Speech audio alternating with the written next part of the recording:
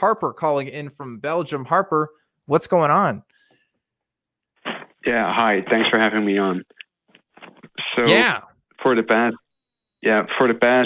2 years, I've known this girl and dated her for a while, and she didn't have a very good childhood, and she created this kind of place in her head where she was special, and these aren't my parents that are doing these things to me, and she's created this fantasy where she's an angel, and she has this sister who's a demon, according to her.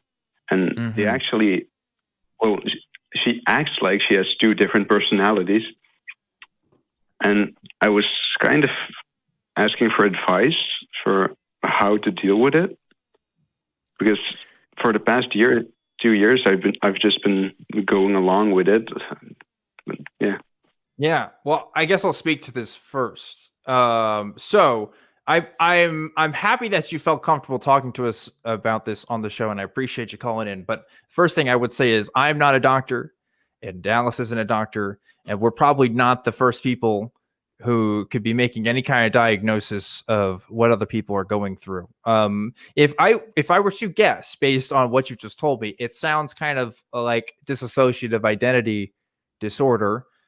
Which is kind of, people have talked about it as like multiple personality disorders and stuff, and that's unfortunately a human condition that people can suffer through.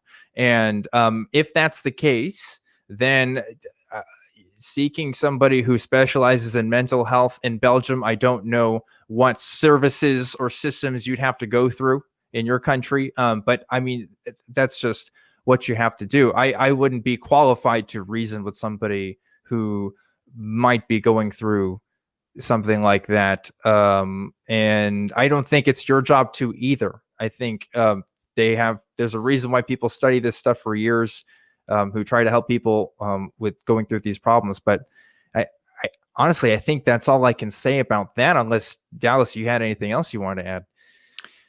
I obviously have no professional opinion here. Yeah. But it definitely sounds like something I would go find a professional to talk about, somebody that's qualified to evaluate someone's mental condition. I would definitely try to make that happen. Yeah, that's kind of why I called, because I didn't know if I personally should do something, because if I seek help for her, she might get like angry at me for not believing her. Or I think that's unfortunately a problem that a lot of people who have family members or friends who suffer through mental disorders. I don't think that's unique to your experience, but I think a doctor would probably still want to talk to them about it. I don't think it can be framed as, it's not that you don't necessarily believe them, but that maybe this is somebody that they can talk to about this, that can listen to them the best. Because you can talk to them and listen to them and say that you believe them all day, but that's also not going to get them the help that they might need. So if the problem is framing, then maybe that's the way to talk to them about it. Or maybe if there's a way where, you can alert somebody to know about it, and have them contact her. Again, I don't know how services work in your country. I'm not sure what the procedure would be, but I mean, that would be my suggestion.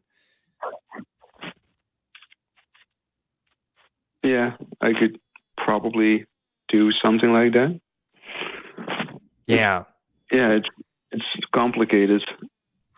Yeah, it is complicated, and it's really, really hard. I don't personally know anybody in my family who has ever struggled with something like that, but I hear stories occasionally from other people, and it's never easy. It's never a clear-cut situation sometimes, because these are people in your life that you love and you have experiences with, and and it may seem like, oh, they're exhibiting these behaviors, and you're just concerned about them. You just want to know about their best well-being. But again, that's why we, at least in this country, we don't talk about mental health enough to even, try to fix those kinds of problems. Instead, we unfortunately let it fester.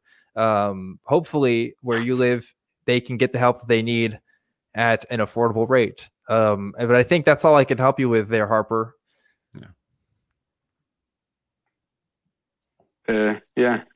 Thanks, I guess. Let's see what I can do and talk to her or someone else. Yeah. Again, sorry, I couldn't be much more of a help there, but I hope what we could give there was useful for you. And I encourage anybody who is watching this show who feels like they need help, or needs someone to talk to, or knows somebody that needs to talk to, please seek out whatever local number is there for you for your mental health services. Again, we get people from all over the world. Like, I don't know what it is for every country, but call-in show like ours, we have fun and we talk about really serious stuff, but that's just something that's just outside my scope, unfortunately. Yeah. Absolutely. Sorry about your situation, but it's tough. Yeah, it's tough, and we're rooting for you, Harper. So take care.